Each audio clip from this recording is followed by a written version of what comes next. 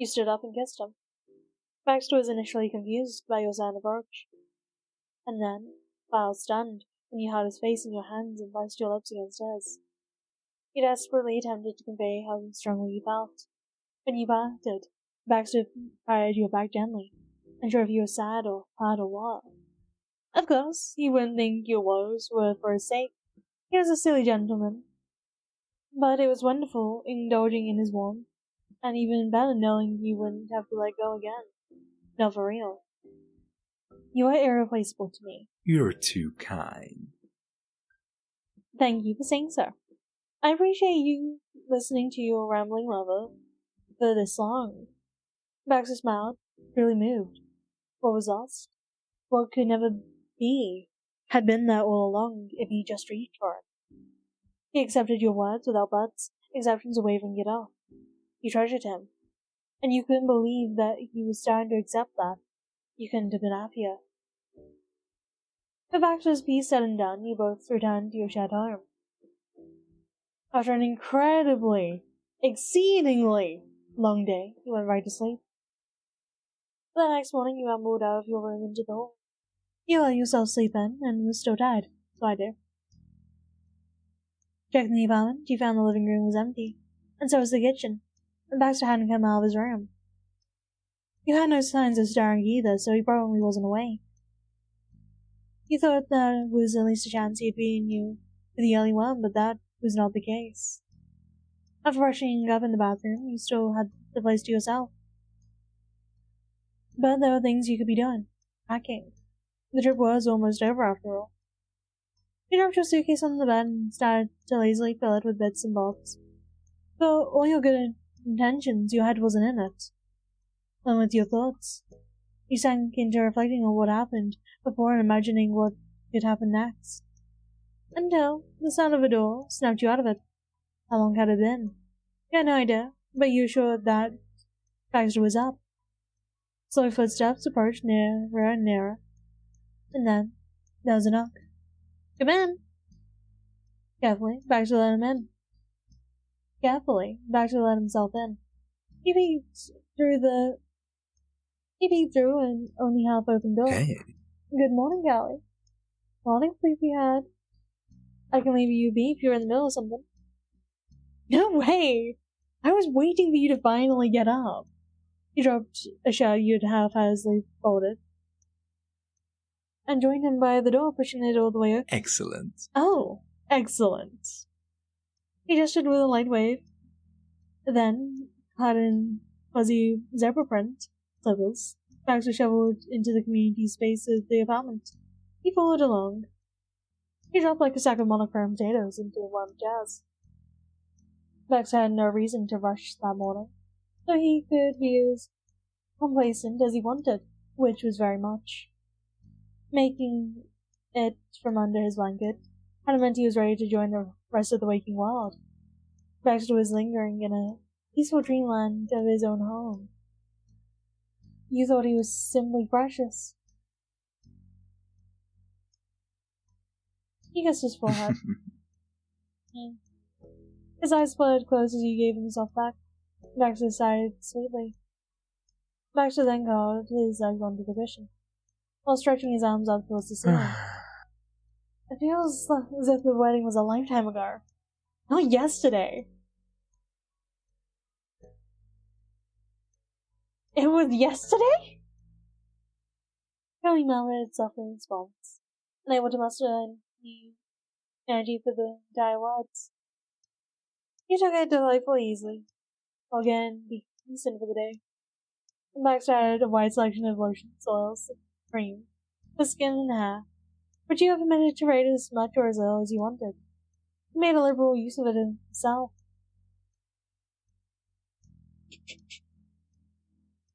How are you not surprised that he was the kind of man with a 30-minute morning pampering routine? The two of you also got to enjoy a comfortable, quiet breakfast together before finally heading out.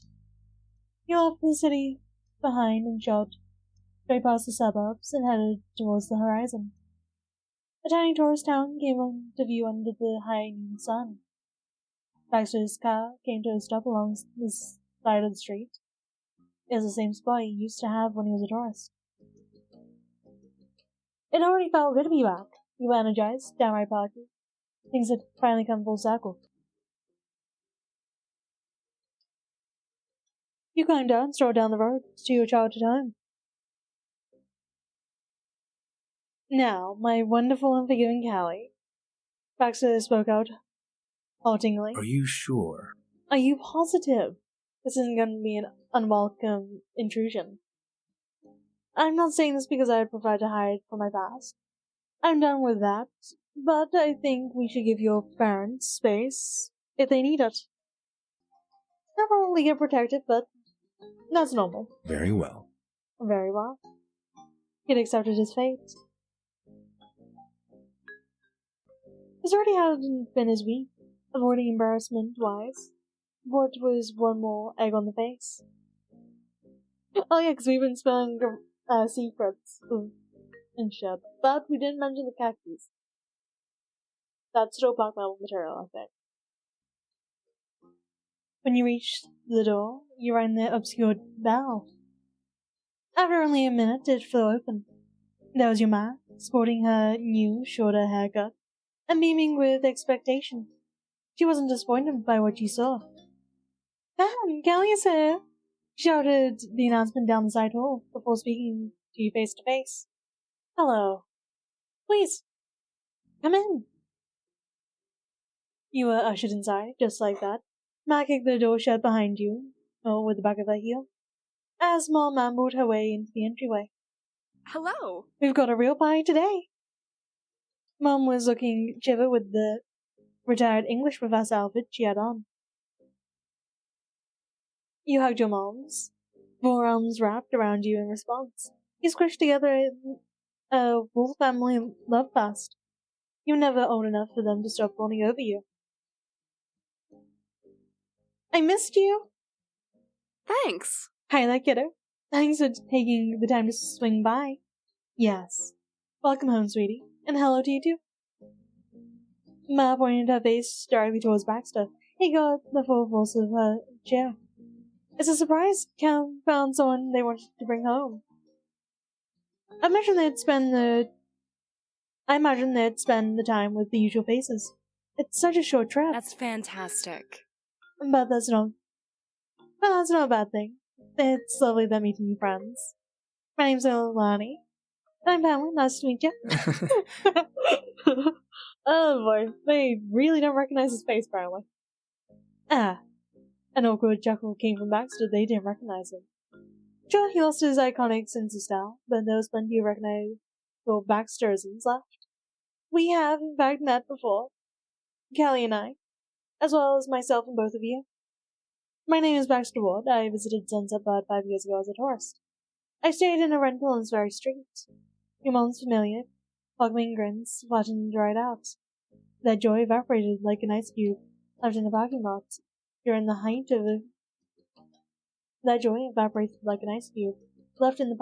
during the height of the California summer.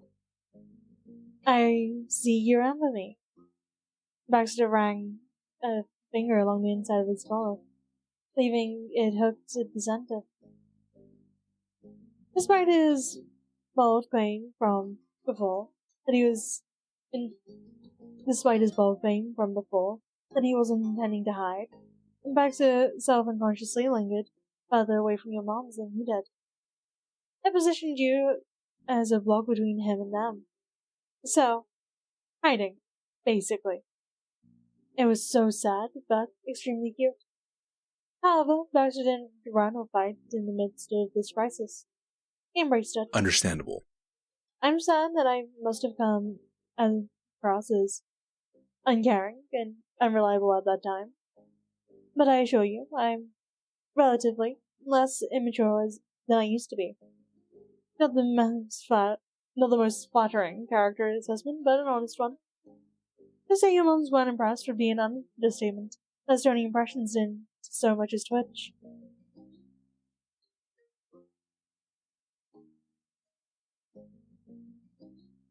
Please don't make him feel bad. He's gone through enough. Thank you, Callie. You have every right to be wary of me being here with your child again. And you can take as long as you need to come to terms with it. It sure was difficult to remain mad at someone so honest. You could manage it. Slowly, like returned to the two statues that had been erected in front of you. Well, Your gracious man elected to change the subject from that. How about we catch up? We missed quite a lot. The both of you. Yeah, you should tell them about yourself, Baxter. Certainly. Certainly. To start, I'll say that I work as a wedding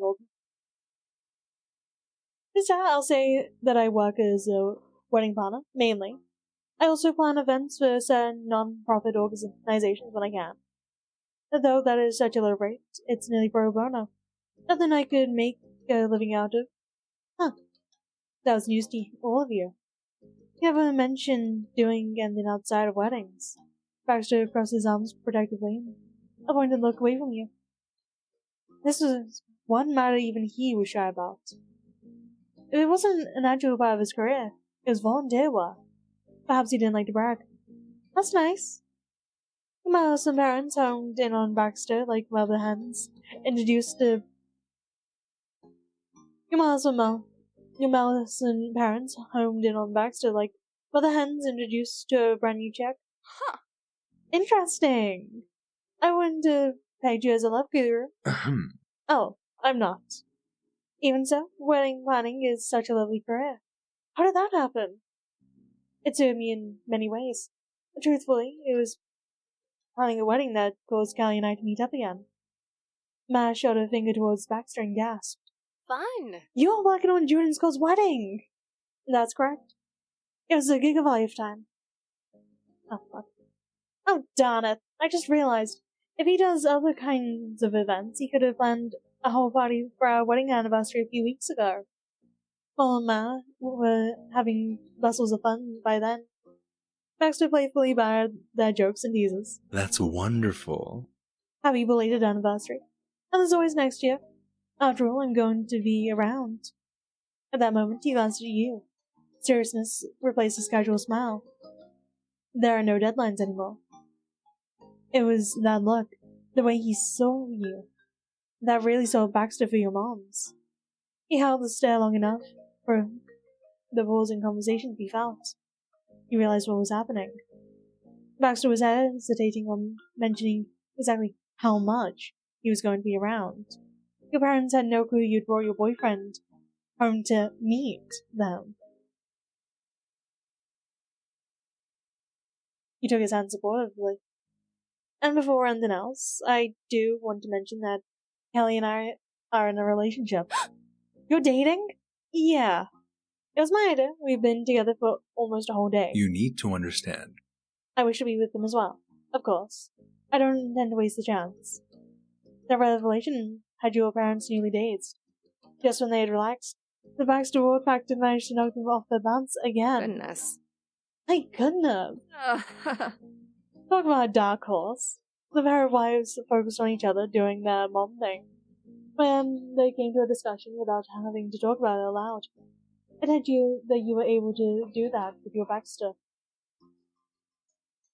It hit you that you were able to do that yourself with Baxter a minute ago. Wow. Ultimately, they smiled gently over the both of you.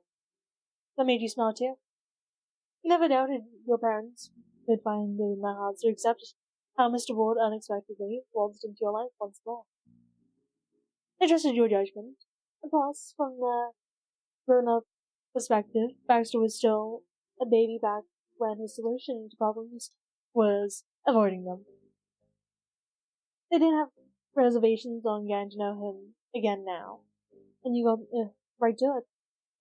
Both you and Baxter worked together to recount your wedding planning adventures, going over the entire story nicely illustrated the absolute week you had, and it wasn't even 7 days. Mom and Matt went on an emotional roller coaster, visibly distraught when you described how cold Baxter was originally, and cheering when he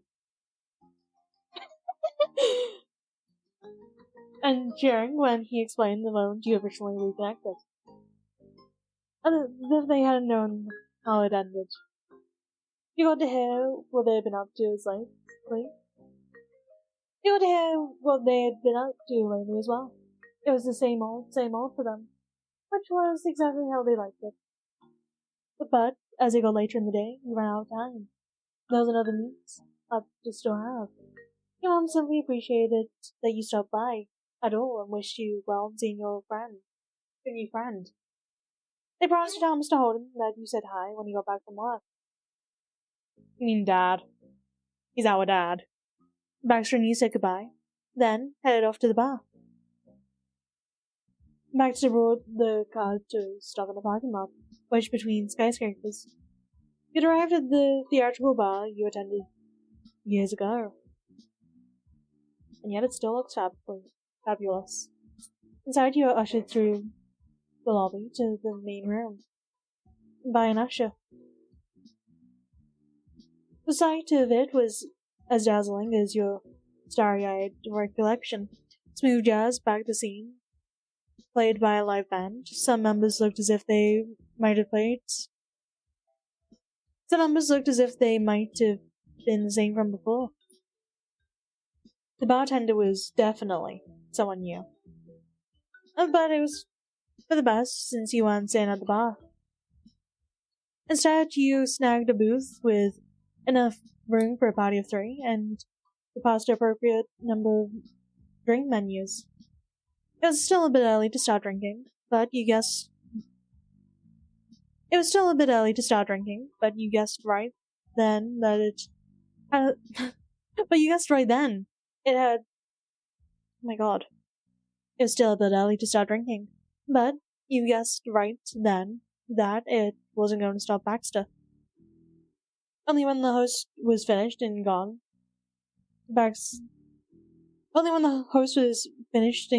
did Baxter take out his phone. I'll let them know we've arrived. Okay. Baxter grinned playfully, buoyed by your own positivity, then put the phone away. His attention was set on you, even if the topic wasn't. You know, Xavier is a delightful person. That's nice. You had to imagine a person would be required to be a particularly pleasant and thoughtful individual to build up even a tenuous friendship with someone as closed off as Baxter. One thing you could already give Xavier regardlessly of whatever else was that they saved your boyfriend from being entirely alone before you found him again. You were grateful for it. Xavier strolled through the door shortly after a set of orders were placed down and around the table. They dished the apron that day, which made perfect sense since you were meeting up casually outside of their place of employment. Alright, yeah, probably should show you what Xavier looks like without the apron, as you probably haven't seen it. Or maybe you have, and forgot. Who knows? I will say that t-shirt looks more like a pale pink or off-white. Only it just kind of gives me a pale pink vibe with all the rest of this thing that they're sporting. I know for a fact that the bottom half is a light grey, close to maybe a blue shade. Almost like starting with the light blue. I mean, not light blue, light grey. Though it served them so well, it was a stable piled outlet. If Xavier had worn it out, you bet strangers would have accepted it as entirely correct anyway. Your eyes met across the open space at the bar. Baxter stood up to welcome them. Xavier wasted no time linking up. Good evening. He held out his hand straight for a shake. Xavier went with it, giggling. Always a pleasure. Hi, Baxter and Callie. Thanks for finding the time to see me after all. oh yes. Of course, Xavier. Of course. You and Baxter sat side by side. He rejoined you there, while Xavier slid to the opposite bench. It's fantastic to see you again. They show you a grin and scooped up the third and final menu. Well? Are you ordering anything? I am. I want a martini. It suits the atmosphere of this place. It is appropriate. Resting his arms in front of him, Baxter draped himself dramatically over the table. And finally, I can have a real Bellini. Thank you. You glanced over the alcoholic menu, and you decided on.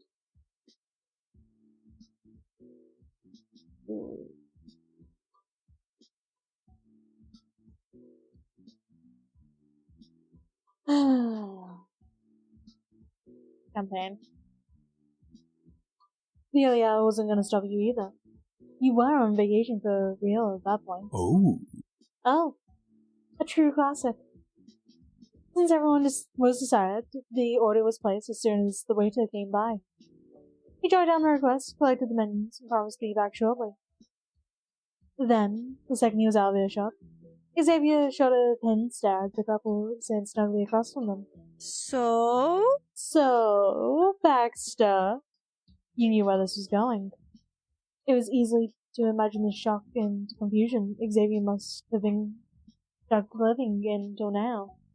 You referred to yourself as Kelly's boyfriend. Is that a joke? The last time